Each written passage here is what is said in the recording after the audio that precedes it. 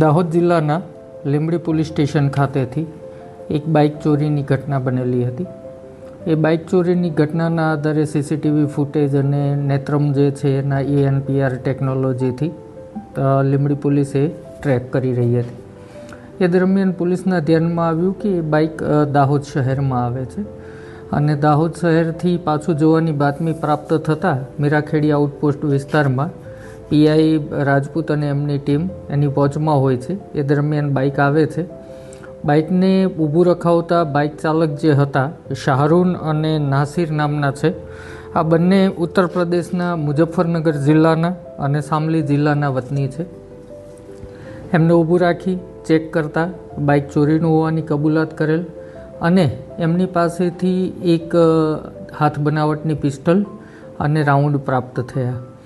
ત્યાં ને ત્યાં એમને પૂછતા એમણે જણાવ્યું કે અમારા બીજા સાથીદારો પાછળ આવી રહ્યા છે। પાછળ આવી રહેલું TVS જે વ્હાઇટ કલરનું હતું એ TVSને ઊભું રખાવતા એમાંથી ફરમાન અને જાવેદ હતા, જેમાંથી ફરમાન પકડાઈ ગયેલ છે। ફરમાન પાસેથી પણ એક પિસ્ટલ અને 6 રાઉન્ડ પ્રાપ્ત થયા। ત્યારબાદ આરોપીની સઘન પૂછપરછ કરતાં તેઓએ કબૂલાત કરેલ કે મધ્યપ્રદેશના જાબુઆ જિલ્લા ખાતે તે લોકોએ ઘરફોડ ચોરી કરેલી। આ TVS બાઇક જે છે એ મધ્યપ્રદેશમાંથી ચોરેલું। આ ઉપરાંત દાહોદ જિલ્લાના લીમખેડા ખાતે પણ ઘરફોડ ચોરી કરેલી અને આ લોકો ખૂબ રીઢા ગુનેગારો છે। જે જાવેદ નામનો આરોપી જે છે મુઝફ્ફરનગરનો, આ લોકો અને શાહરૂન જે પકડાયા છે, આ લોકો ચંદીગઢ, હરિયાણા, ઉત્તર પ્રદેશ આ તમામ વિસ્તારમાં ગુનાઓને અંજામ આપી ચૂક્યા છે।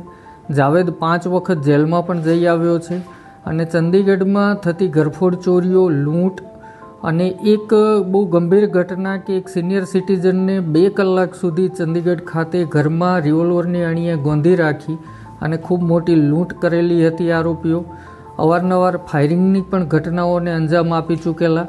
અહીંયા દાહોદ જિલ્લામાં એમનો આવવાનો હેતુ એવો હતો કે દાહોદમાં એક દુકાન આઈડેન્ટિફાઈ કરી હતી જેને લૂંટ કરવાના હતા અને ગોધરા ખાતે એક મકાન આઈડેન્ટિફાઈ કરી અને એને લૂંટ કરવાના હતા। લૂંટ કરવા માટે જે વાહનો વાપરવાના હોય એ તમામ વાહનો ચોરી કરી અને વાપરવાના હતા, પરંતુ દાહોદ જિલ્લામાં બાઇકની ચોરી થતાં જ આ લોકો પકડાઈ ગયેલા અને આમ લૂંટ જેવા ગંભીર ગુનાને અંજામ આપે એ પહેલાં આ ગેંગનો પર્દાફાશ થયેલ છે અને એમની પાસેથી આશરે 1 લાખ રૂપિયાની રકમના મુદ્દામાલ જપ્ત થયેલ છે।